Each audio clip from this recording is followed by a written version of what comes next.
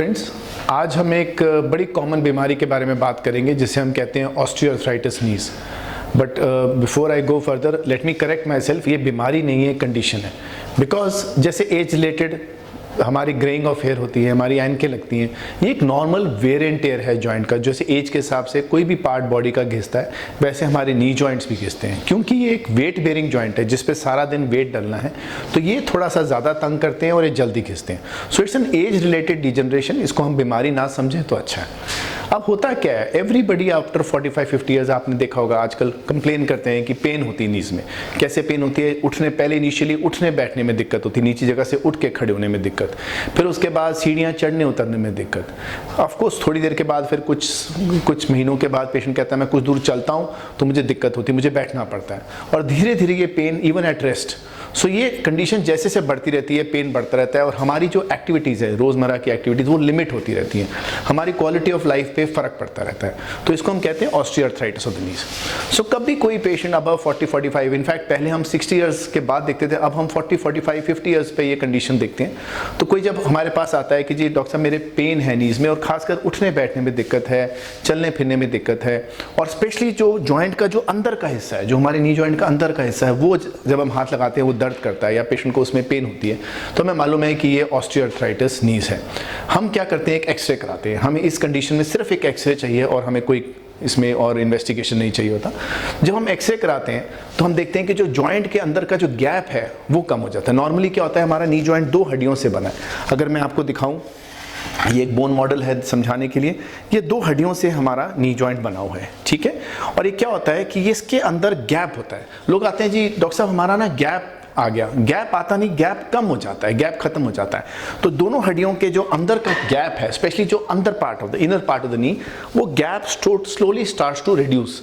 और जैसे जैसे हड्डियाँ पास आती रहती हैं, आपस में रगड़ खाती हैं, पेशेंट के सिम्टम्स वर्स होते रहते हैं। सो इसकी स्टेजिंग होती है डिपेंडिंग कि कितना गैप कम हो गया है। अर्ली स्टेज में जब गैप थोड़ा कम होता है तो हम इसको माइल्ड कहते हैं। जब गैप काफ़ी कम हो जाए लेकिन अभी भी थोड़ा सा गैप नज़र आ रहा है तो हम इसको मॉडरेट कहते हैं। जब बिल्कुल ही हड्डी से हड्डी आपस में टच कर रही हो अंदर वाली, तो फिर हम इसको सिवियर ऑस्टियोआर्थराइटिस कहते हैं। और उसके भी आगे ग्रेड 4 होता है, जब हड्डियाँ आपस में रगड़ खा खा के गड्ढा बनाना शुरू कर देती हैं। सो इसका ट्रीटमेंट ऑप्शंस क्या है? पहली बात ये समझिए कि there are certain modifiable factors and certain non modifiable factors. मतलब कुछ चीज़ें हमारे हाथ में, कुछ चीज़ें हमारे हाथ में नहीं है। एज हमारे हाथ में नहीं है। एज के हिसाब से हमारी ग्रेइंग ऑफ हेयर भी होगी, कईयों की थोड़ी जल्दी हो जाती है, कईयों की लेट होती है। सो ग्रेइंग ऑफ हेयर हो सकती है, ऐसी घुटनों का गैप कम होना ही होना है। सो हमारे हाथ में, एज हमारे हाथ में नहीं है। हाँ, जेनेटिक फैक्टर्स हैं कुछ, क्योंकि फैमिली हिस्ट्री है, वो भी हमारे हाथ में नहीं है, वो होना ही होना है किसी को। पर हमारे हाथ में एक ही मेन फैक्टर है, वो है हमारा बॉडी वेट। जिनका बॉडी वेट ज़्यादा होता है उसमें वो वेयर एंड टेयर ज़्यादा जल्दी होता है। प्लस हमारे अगर कोई जॉइंट में कोई चोट लगी है, पुरानी कोई इंजरी हुई है, तब भी उसके अंदर वो थोड़ा स्पीड अप हो जाता है। अगर लैक ऑफ एक्सरसाइज है, अगर आपकी मसल पावर अच्छी नहीं है, तो ये थोड़ा सा स्पीड अप हो जाता है। तो ये 3 फैक्टर्स हैं जो हमारे हाथ में हैं। बाकी इसमें से सबसे इंपॉर्टेंट इज वेट। हम जितना अपने वेट को कंट्रोल करेंगे उतना हम इसको डिले कर सकते हैं। नो रिमेंबर, ये जो डीजनरेशन है इसको हम रोक नहीं सकते, हम इसको रिवर्स भी नहीं कर सकते, हम इसको स्लो डाउन कर सकते हैं।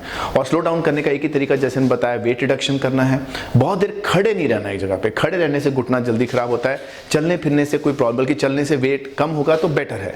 साइकिलिंग करिए, एक अगर आपसे वॉकिंग नहीं होती, स्विमिंग करिए, कोई नॉन वेट बेयरिंग एक्सरसाइज करिए, पर एक्सरसाइज करिए, अपना वेट कंट्रोल में रखिए। मसल स्ट्रेंथनिंग, क्वाड्रिसेप्स की एक्सरसाइजेस होती हैं। हम नी के आसपास जो मसल्स को जितना स्ट्रॉन्ग करेंगे उतना वेयर एंड टेयर स्लो होगा, तो ये एक्सरसाइज करते हैं।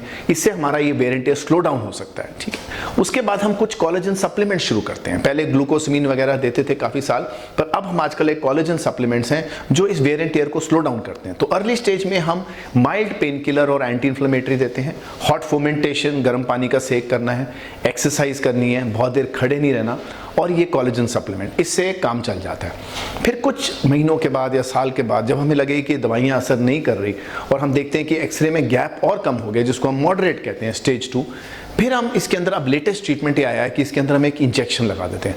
जैसे कोई बेयरिंग आवाज़ करता है, हम तेल डाल देते हैं, ऐसी ही एक जैसे कहने के लिए कि भी ग्रीस का इंजेक्शन, मैं यहाँ पे एक छोटी बात बताना चाहूँगा कि हम ये नहीं कहते कि जी आपका घुटने का ग्रीस खत्म हो गया। काफ़ी लोग जैसे डॉक्टर्स पहले बोलते थे या पेशेंट समझते थे कि डॉक्टर साहब मेरी ग्रीस खत्म हो गई। उससे क्या होता है, जब हम ये बोलते थे पहले तो पेशेंट हमारे पास आता था कि डॉक्टर साहब मैंने तो घर जाके बहुत सारा ऑयल और घी खाना शुरू कर दिया क्योंकि आपने बोला था कि ये ग्रीस खत्म। ये वो ग्रीस नहीं है अपना, बल्कि फैट लेंगे तो आपका वेट बढ़ेगा जिससे नुकसान होगा।